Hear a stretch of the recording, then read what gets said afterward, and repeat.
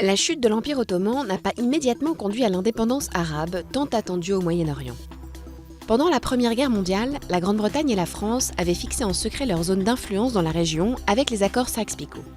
Puis la Grande-Bretagne a soutenu le principe d'un foyer national juif en Palestine dans la déclaration Balfour.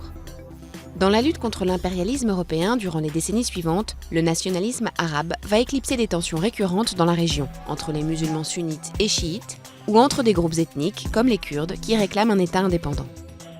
La proclamation de l'État d'Israël provoque la première guerre israélo-arabe, et le conflit israélo-palestinien se poursuit aujourd'hui autour du statut des frontières et des territoires occupés. La dépendance occidentale vis-à-vis du pétrole du Moyen-Orient, celle des alliances politiques dans la région, principale réserve mondiale d'or noir, comme celle entre les États-Unis et l'Arabie saoudite.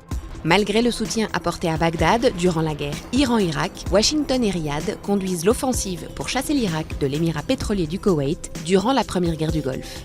Après le choc des attentats du 11 septembre, les États-Unis envahissent l'Irak au motif, discrédité depuis, qu'ils détenaient des armes de destruction massive. Après quasi 9 ans d'occupation, les derniers soldats américains quittent l'Irak.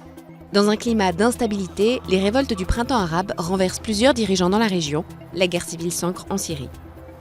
Les violences confessionnelles et les conflits internes ont favorisé l'émergence de groupes djihadistes comme Al-Qaïda ou plus récemment le groupe État islamique.